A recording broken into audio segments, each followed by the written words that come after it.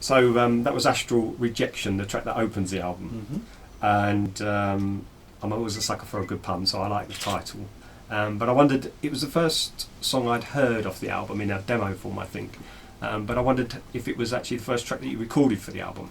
It was the first one I wrote and completed for the album. I got to finished demo stage before I sent off to Steve. So what you heard had none of Steve's contributions. So I get the song. I wrote the songs and worked them all up to a point. Then sent them all to Steve as I was completing and getting them to these points.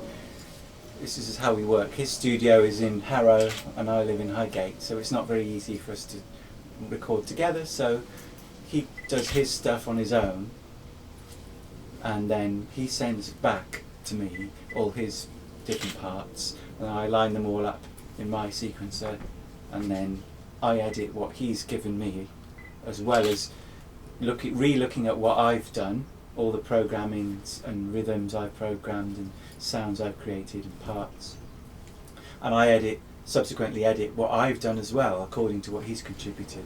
Sometimes he'll re-record something, like a part that he's got the MIDI for from me, and he'll redo the part the same but using CV and gate outputs to his old analog synths, because he's got loads of those. I've got some analog synths, but he's got more, and they're all connected, as I say, so they can be sequenced. And I use a lot of software synths in demo stage, as well as my old analogs, my samplers, my circuit bent toys, all sorts of things.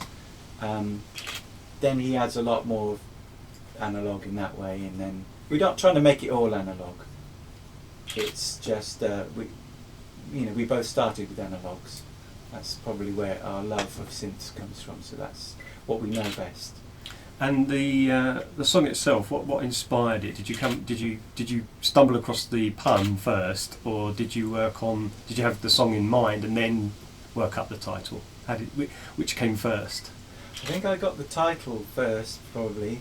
I'm very interested in dreams and the subconscious, and also ideas of things like astral projection, and I suppose the title came from just my mind just making a little bit of a play on it. But then I think the song developed from me changing the pr to r rejection. That song is it pretty much sums up my viewpoint on life in the last couple of years, which I'm kind of fed up with a lot of stuff about the world and about people, and I've got to a point where I'm starting to actively reject a lot of it, more so than ever.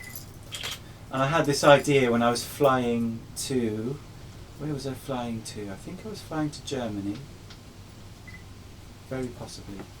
And we were taking off, and we were flying through rain clouds, and literally, as in the lyrics in the song, some of the imagery comes from that, and I enjoy that experience of leaving the grey, sodden and pleasant world behind and going towards the stars.